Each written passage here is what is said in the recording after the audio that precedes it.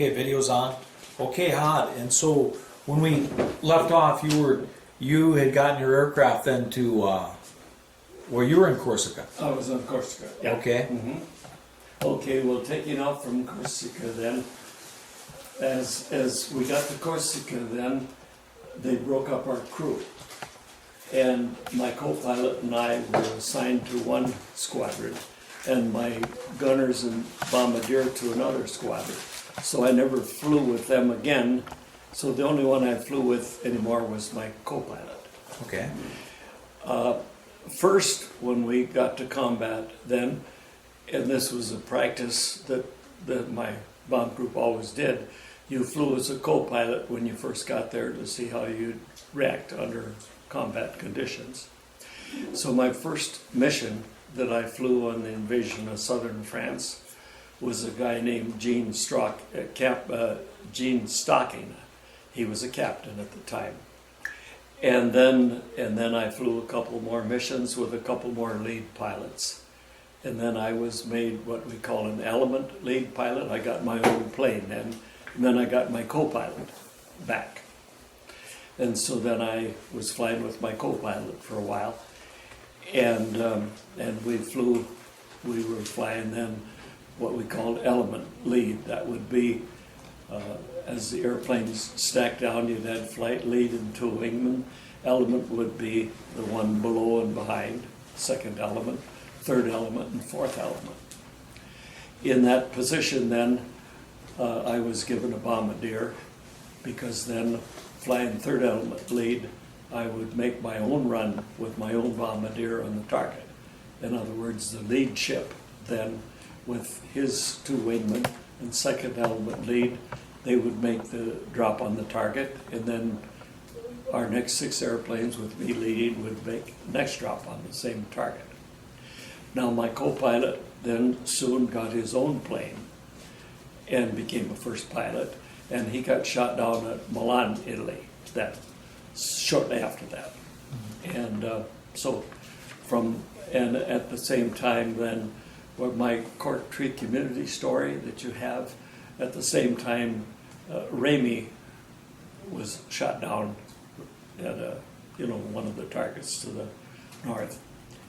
And getting back on that then, first with my co-pilot, he and his tail gunner evaded the Germans, and they were not captured. The rest of the crew were bailed out and were captured. They made it back to the front lines then after a little more than a month, hiding out in the daytime and moving at night. In the meantime then, we were bombing northern Italy and primarily the Brenner Pass area.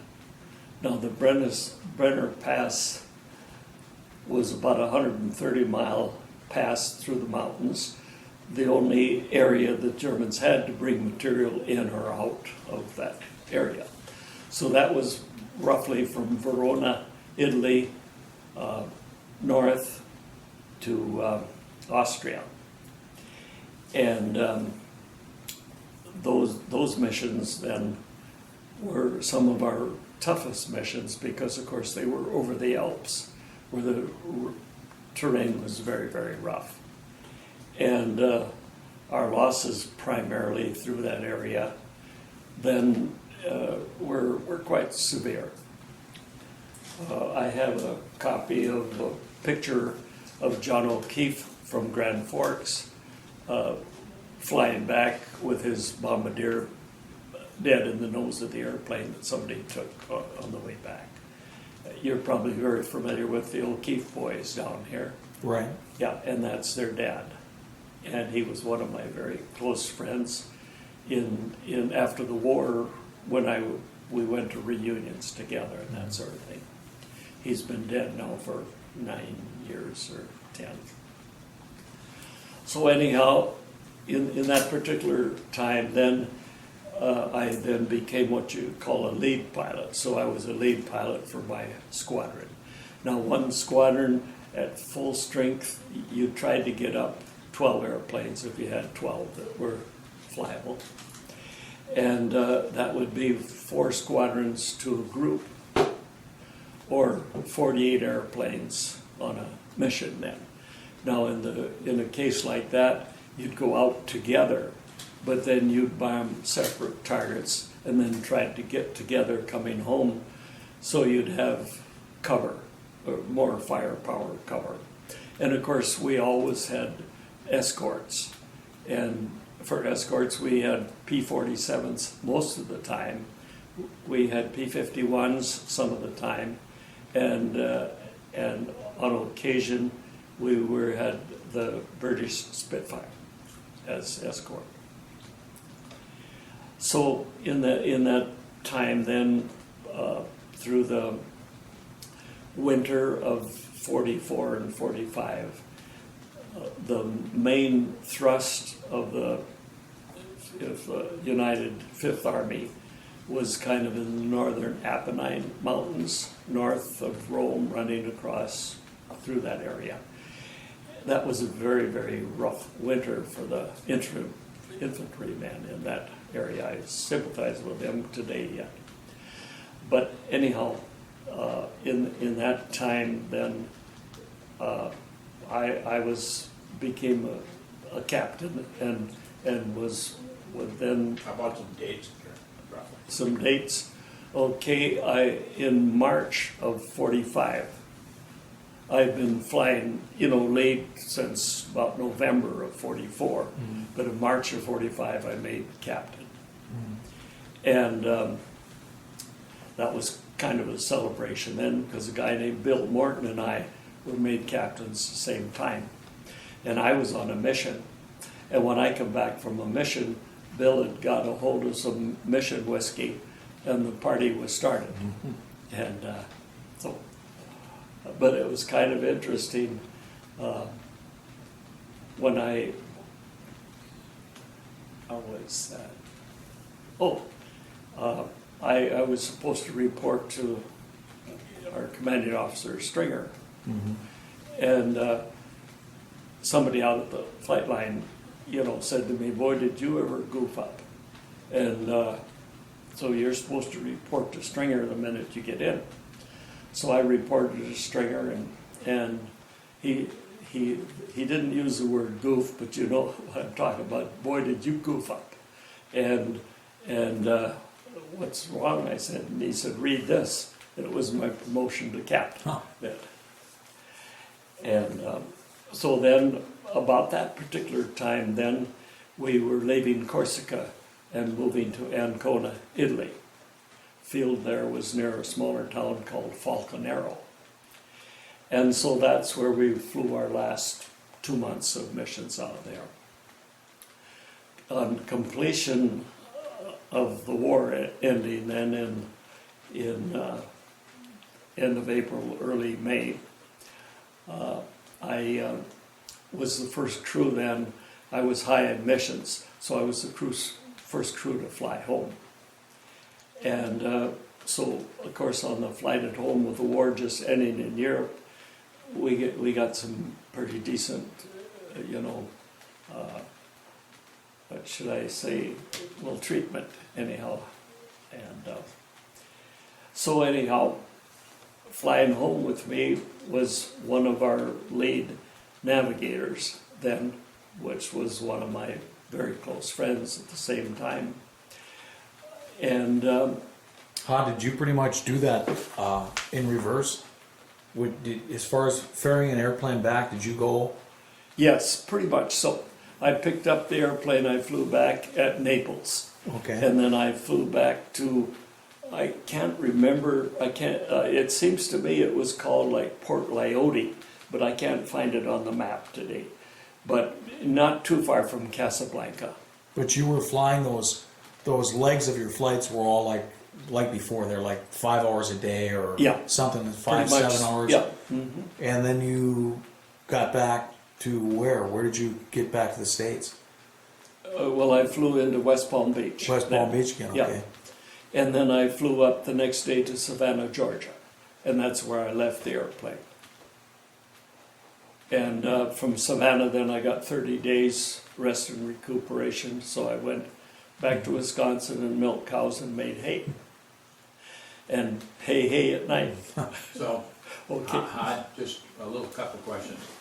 When you were doing the bombing runs and up to the time of hitting that Bremer Pass, what were the target types? What was intelligence telling you you had to hit? The biggest thing that we were bombing would have been railroad yards and bridges.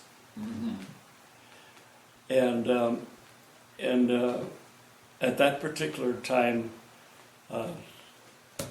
in that 130 miles, I think they had over 1,000 German 88s and 109s, or is early the L105s is what they call them. Yeah, cannons. So the biggest threat at that point was a bigger threat from anti-aircraft than Yes, from, it was. not from other Not airplanes. not from other airplanes. If we were in a position where other airplanes, of course, were up there, our fighter escort would be taking them on, and the main thing for us with the P-47s, half of them went down and strafed and bombed the gun positions while we were making our run. Oh, okay. And so those guys were preoccupied then too. And Bernie Manier, that used to fly for me, was one of those gunners then. Now, what times of the day were you assigned to do this bombing? The At bombing night? normally was always like back on the farm when you got up to milk the cows. That's about the same time that you went to briefing in the morning.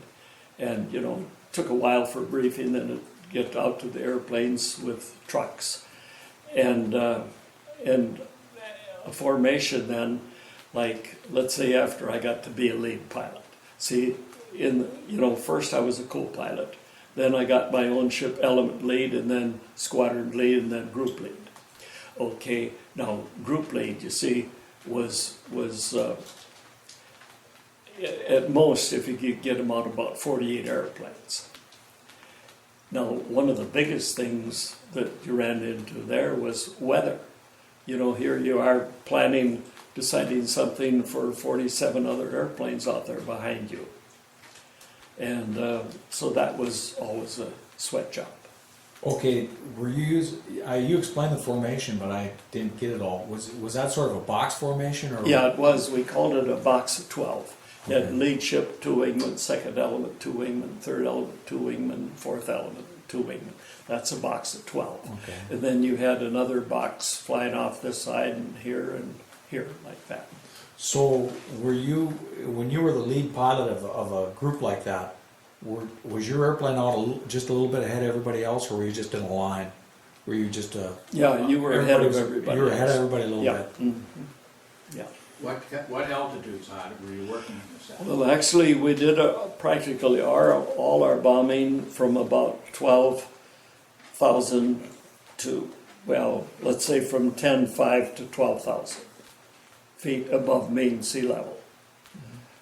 And No. you're over target. Dick asked you when you guys started. And you said you grouped up in the morning at probably before daylight, right? Yeah, But when did that usually put you over target? About what time then? And when did you get back on a flight? you got back about dinner time or shortly after. So your flights were in duration how many hours? I would say average 3.5. That was one great thing for us, because the heavy bombers went deeper and their missions were longer. And they had missions, that went up to, 9-10 hours, where I think my longest mission would have been maybe 5.5 hours. Well, okay. Were there aircraft that were okay? Did you ever fly into Germany then, or? No, Austria would be as close as I got. So you went to Austria, southern France, I suppose? Yeah, southern France first. In Italy for a while. Yeah. Innsbruck, Austria would be as far north as I got. But there were other bombers that were they B-17s that were flying off the same base? No. Oh, no one else? No, we were just B-25s off. Just B-25s, I Yeah. see. Our field was 5,000 feet long, right on the coast, so that we were only 33 feet above sea level. That was when you were on Corsica. Yeah, and we had clay runway, and then of course, then the corrugated steel on the ends for the run-up for the initial surge of power. What kind of munitions were you carrying? We were Were carrying, normally that vary? we carried 1,000-pound bombs, or 500. We could carry 4,000 at one time. And on special armor-piercing bombs that were a hair longer and narrow, we could carry 6. But of course, that was a big, big load for a B-25 to get off the ground with.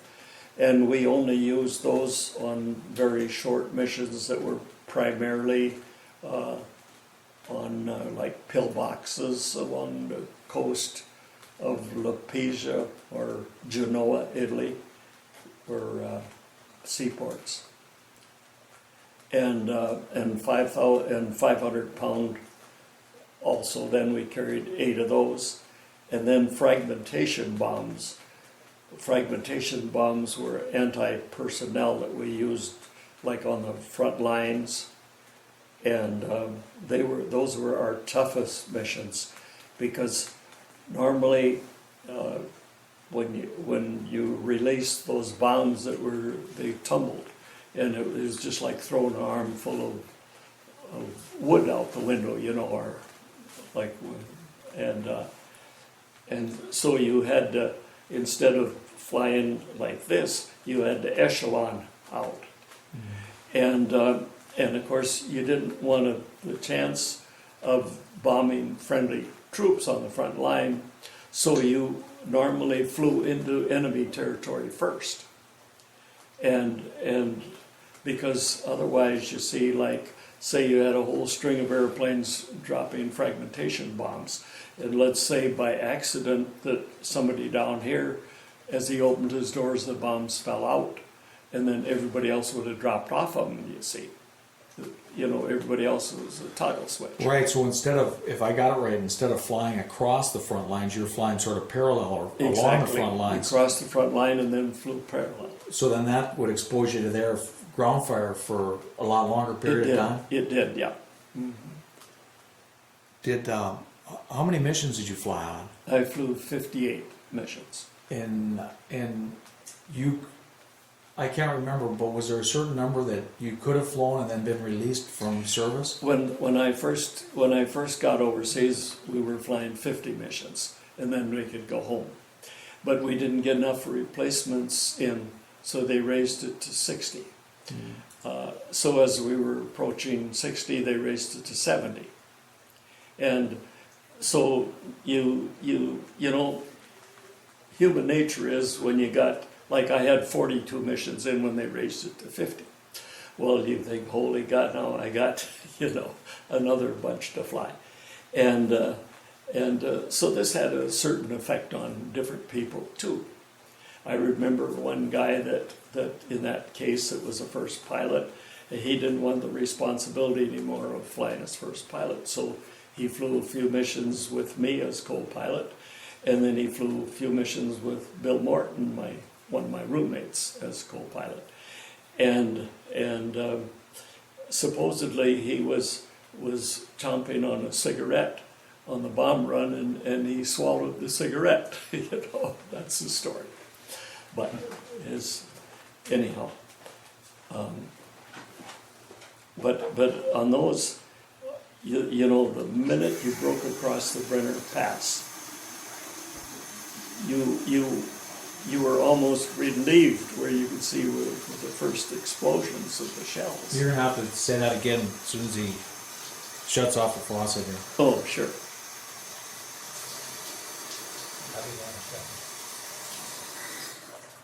Okay, what was that, Han?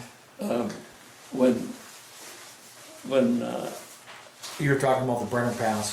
okay, like for protection, you went up either side of the Brenner Pass, so you weren't in line with any guns. And of course, you were, right in the peaks of the airplanes of the mountains. Then you'd break across, and you were always looking for the first burst of flak, so you could maybe do a little evasive action. And it was always a relief almost when you saw the first burst of flak. And from there on, of course, on the bomb run, you had to settle down steady because the bombardier had what they called a Norden bomb sight. And when he gave your instructions mechanically with, when you mentioned the word high tech, that was the high tech instrument of World War II, as far as we were concerned, was the Norden bomb sight. And it was our job to maintain altitude at predetermined altitude, predetermined airspeed. And then with the Norden bomb sight, you had what we call a PDI instrument, that you had crosshairs on this instrument, and you'd correct in to keep centered all the time, so up or down or correcting. And primarily then, we flew our bomb run at 195 miles an hour. And let's say that I was going to hit a target at that I was scheduled then to be flying at 12,000 feet. Well, what I would do is come in maybe 100 feet low, 5 miles an hour faster. And if the flak was heavy in here, I had that chance to pull up gradually and kill off that 5 miles an hour as I did that. So you arrived at the altitude and the airspeed you wanted just about then. And of course, you see, everybody else was bombing off of you, so they were what you call a toggle switch. And so when we opened our doors, they opened their doors. When my bombs fell out, they released theirs, and they all fell out together.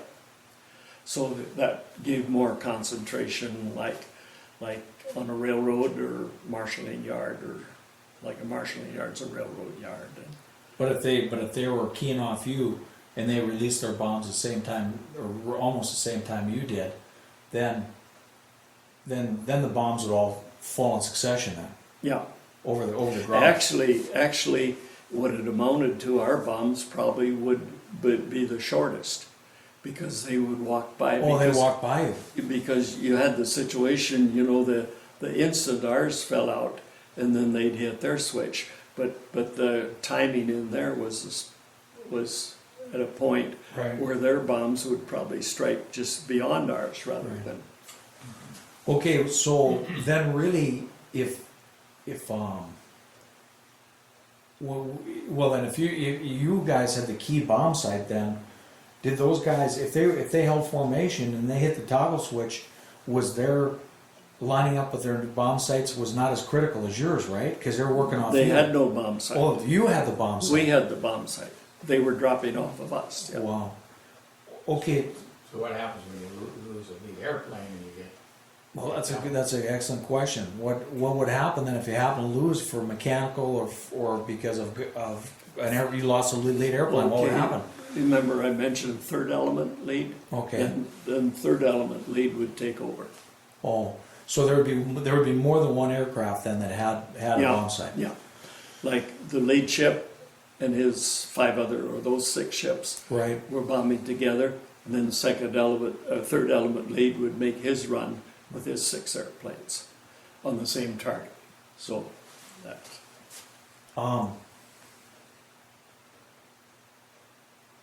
Okay, but I'm trying to understand how a little bit how that bomb sight worked again. So did your bombardier was not actually directing the airplane? Not at all.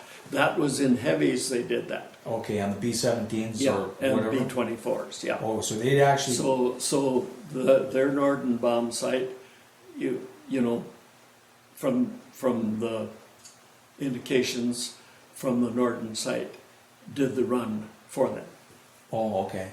But that wasn't nearly as accurate as we were. Okay. Yeah. So you're flying the airplane and you're trying to keep the crosshairs lined up, or you're bringing the crosshairs together Yeah, and over target. yeah, Then you release. yeah. Okay, then what is the job of did you have a bombardier on your airplane or no? Did you have a bombardier? Yeah, the bombardier was the one running the Norden bombsight. Oh, he was running the Norden bomb sight. Yeah, But, and was he vectoring you? Was he vectoring you? Was he giving you, telling you to turn right, left? yeah, yeah. Like I said, with the Norden sight, with Right? this, yeah. Like say I was with the indications that he would from his Norden bomb sight to my PDI instrument. Right. Then if I'd just correct it until I was centered. Oh, but you had a facsimile, or you almost had the same. You were looking at roughly the same thing he was looking at. No, In he terms was of up on crossing? the nose of the airplane, operating the Norden bomb sight, and I was in the cockpit flying the airplane. Who had the crosshairs? I did. Oh, so you had the crosshairs. I don't know, what the bombardier with the Norden bomb sight, what he had operated on that, that was beyond my intelligence what he was doing. Oh, okay. So you did not take vectors from him. You flew the airplane and lined it up. Yeah, Okay, and then just the indications that we got on our site, on our PDI instrument, were is what relayed. we followed. Oh, okay. They were relayed Transmitted from the north. from the Norden bomb site to the So- PDI Oh. instrument. He was obviously, you're right, totally, the bombardier probably was putting the data in, right? And into that site, the bombardier was setting up those so-called, Coordinates or whatever. Yeah. And that fed the information so that you could read the The instrument. PDI instrument, You yeah. could read that PDI and center it. Oh. Sounds. what kind of radar did you have in the air? At that time, there was no radar. But they said on the European front, according to this account, that one of the big advantages the British had in resisting the Germans with Spitfire was they had a radar system that could literally That was- see from a distance. That because That was it on the later- ground. Those were ground No, it stations. was in the cockpit, in the cockpit. For For- Spitfire? Yeah, they were saying that they were, well, I think it was it wasn't a single, it was a dual, it was a two-pilot attack Mosquito? plane. It took two. You couldn't get that radar system in a single unit. You had to have To an engineer. You had to have well, yeah. And that unit was so good that it was a difference between the British, who were so undermanned as far as opposing the Luftwaffe and numbers. They had pretty good success in terms of being able to look in that radar unit, and they could see 50 miles away how big that group of airplanes were that were coming. Okay, but are you sure that Dick? Are you sure that wasn't the ground station radars? No. You just read Yeah, this. just read But you're familiar that they had a whole network of ground station radar. The British did. They They did. did. I'm not familiar, but Okay. this was supposed to have given the British a chance, even though the numbers were so. But getting back to you just didn't have radar, period, at that time. Well, the first radar we were familiar with was a system called SHORAM. And again, that was bombing with no sight. That was radar, first introduction to radar, and that's SHORAM. Now, a good friend of mine, Ernie Rice, was the pilot in my squadron that was practicing with the radar, and then a guy named I Vince Gargiula was his bombardier, and those two did some bombing like that, but it wasn't very accurate at all. I see. As far as bombing went, you see, when the British were fighting Germany prior to the Americans, they only went out at night, and the bombing was very accidental. When the Americans got out on the daylight bombing, of course, they were getting shot down just, by the thousands. Going back in our particular case, where where, you know, we were, well, like say we were in the Brenner Pass, we're bombing at 12,000. Obviously, the ground unders was up to 5 or so, so we were maybe only 7,000 feet above the ground. I see. And in the month of November of 1944, we got an award for having 90% of our bombs in the target area. Now I'm talking about the squadron, not individually, and which had never been heard of. And then we followed that in December with the same thing. Now in December, my bombardier and I had 100% of our bombs in the target area in December. Were you for a while? Were you guys flying the Brenner Pass virtually every day? No, we covered at that particular time, well, every day, you know, I have a magazine along that I could show you to give you a little better idea. Do you want to go through that now? Or? Well, we can.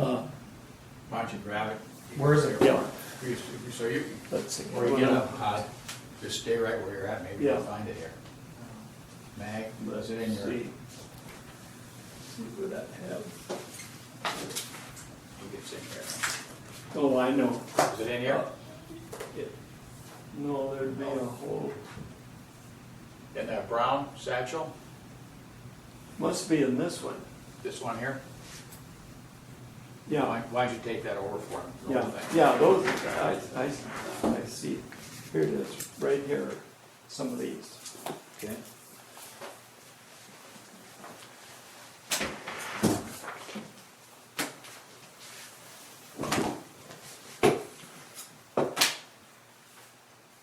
Okay, page, I got it marked on the proper page here. Well, this will give you a little bit of an idea here on the Brenner Pass when we're really hitting it hard. And this will show the dates here. So yeah, the 2nd, the 10th, 14th, so forth and so on. Now, on checking my logbook, I find I have led all of the missions I have marked on pages 10, 23, and 28. And those would all be Brenner Pass. Now, okay, and the Brenner Pass, for example, was that based on? Here's Where- Brenner, here would be the Brenner Sure. Pass right here from Verona up to Innsbruck. And that would be the only pass through the Alps. So all the German supplies had to come down through here. And then when they were backing off from the war, we tried to stop them from going up again. See? So was it? Were the days that you flew then? Those missions you flew, were they based on intelligence Yeah. of what was coming down, convoys that they knew that were coming down at that point in time? They tried, yeah. Primarily, you were more bombing the bridges, so any convoys that would be coming down. And there was one place where there was a tunnel where we bombed the mouth of the tunnel then, of course. That would have been a heck of a deal, wouldn't it, to be in a tunnel like that and get bombed. And the very hardest target that I hit would be Rovereto in the Brenner Pass. And as I remember, this was Lake Garda. And Rovereto, we lost 6 airplanes out of 18 on that mission. I made it back to Pisa. I was shot up quite badly. And another guy made it back to Florence, Italy. And the rest of them made it back to Corsica. But then they didn't have enough airplanes to come in and pick us up at Pisa. So we were there for about 3 days. And then our operations officer flew to pick us up. And then when I asked him, who got it on the mission, he started to cry. You can imagine an operations officer putting all these guys on the mission, Knowing them all. Yeah. And so anyhow, so my airplane was at Pisa then for about 3 weeks before I before it was repaired, where they replaced one engine and both tires and patched up a lot of holes, that sort of thing. What was it? What was the name of your airplane? Well, mine didn't have a name. It was affectionately known as 009. My crew chief, who I brought stuff along on to, didn't want a picture on his airplane. Because because that was the numbers on the airplane? Yeah, that was the last three numbers of the serial. That's always how you got assigned your airplane. And Did you ever fly another B-25? oh yeah, you remember Ave Maria? Right. Okay, I flew Ave Maria. You see, we had about 5 ships in the squadron equipped with the Norden bomb set. So when your ship was shot up, you used another one. Were there times where they were just down for maintenance, or they had an engine being turned? Well, all kinds of things. Things, okay. Yeah, So you did fly other airplanes? yeah. I flew in another picture. You probably saw that one of MMR at the airport. Okay. Okay, that was another one that had the Norden bomb sight in it, and that was 398, and Ave Maria was 392. You know, in my head, the serial numbers, you'd get assigned the airplane by the number, of course. Okay. And when at lunch, we were talking. You were telling me about the B-25. Was the pilots liked the B-25? Yeah. What did you like about that airplane? Well, in the first place, it took a real good beating and would still fly. And it was a airplane that you could fly very close formation with, so it gave you a lot of firepower for fighters, for instance. So, and it had the reputation of being rugged to the point where it'll do about anything you asked it to. Was it? I mean, did it give you vibration-wise? Was it a smooth flying airplane? And You know, planes all vary. 009 especially was just as smooth as it could be. You could trim that thing up, and a lot of twin engine airplanes have the reputation of walking a little bit, where it'd be a little bit hard to hold an exact heading, for instance. to sync the engines up, or to sync the? Yeah, Because one would be a you little faster. synchronize when you synchronized your engines. Of Yeah. course, you did that by sound. You know, you could hear Mhm. if it was not synchronized, and but primarily the 25 held real good, and but 009, you know, it's kind of interesting because this almost ties into the Wakefields, because the assistant crew chief was Dave Erickson from Stanley, Wisconsin, and his wife was a school teacher at Stanley, Wisconsin, and of course this is where your mother's dad was postmaster. A brother. Not dad, I mean brother, Right. was postmaster. And when Dave Erickson came back from the war, he became a mailman. So Oh, really? he yeah, so So he you worked knew for early, him. obviously. Yeah. Yeah. Okay, I was reading you're gonna provide that book as part of the file to the state of North Dakota, right? The Cork Tree Community. Yes. That is such an interesting book about how you guys were really Do you have a copy of that at all? Was that the copy you gave me? right, but I I didn't get the full piece. I could give you, I got a couple in there. Why don't you dig those But out? I read the one, I read your copy, the Oh. one that Danny gave me, but I got the gist of, Yeah. but apparently there's a couple of pages that were missing from his copy. I photocopied it the wrong way, so some of it was like every other page. But I reread it myself, hot, and got the gist of it, and it was interesting because you guys were. It really was a community. I mean, you guys you bonded. It was a band of brothers, really. Yeah. But I was wondering, as I read in there, were you shot down? No, Your airplane was not, okay, so you actually, I made it back You- to Pisa. you limped back to Pisa, Yeah. okay. Actually, you picked up holes many times. Right. Just got money in that pocket. No, well, the writer, the author of that article, he made reference to you, I guess I was reading it differently then, that you limped into Pisa then. Yeah, Okay. I was on one engine. When I got hit, I was on my bum run when I got hit, and my left engine was belching black smoke. And somebody called me then. I was concentrating on the bomb run. You see, and somebody called me and said, your engine's on fire. And we picked up a number of holes already then from flak. Okay, in that situation, how did you extinguish the fire then? Were you able to extinguish it somehow, or? Actually, what the fire, I feathered the engine.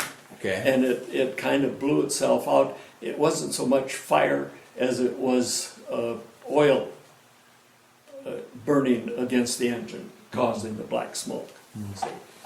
So once you feathered the engine, Yeah. that stopped. Yeah. And, by that time, of course, feathering the engine, there was no airplanes around me anymore at all. They were all gone. And so then we headed back for Corsica, actually, but one engine feathered, and then the other engine was running kind of hot. And so I thought the best thing to do was get down as soon as I could, so Pisa was the closest, and so we headed for Pisa. And it was kind of interesting there How because far was that from where you were headed? I would think 150 miles at least. Okay. 200, 150. And So you got an hour there at least, too, kind of an Yeah, hour to get back. yeah. And as we, that was a fighter field, see? And so I called in for landing instructions, told them I was in trouble, I need to land there. And so when I landed then, with my left engine out, and of course, I could see when I put my gear down that my left tire was gone. And so I was landing with left engine out and one tire flat. And so as I touched down on my right wheel the best I could with my left wing up a little bit. How'd you know that tire was flat, though? I could see it shredded when the flak, as I put it down. See, your gear was up. And then when I put the gear down on my final approach is when I could see that the tire was, Yeah, I was gonna say, how are you looking through the? no, it's right out here. Under the wings. Oh, yeah. Yeah. Okay, yeah. Yeah. Gotcha. Right, I Gotcha. could almost touch it, well, not quite, but anyhow. So I landed on the right wheel and kept it up as good as I could on that, and then it came down, of course, lower.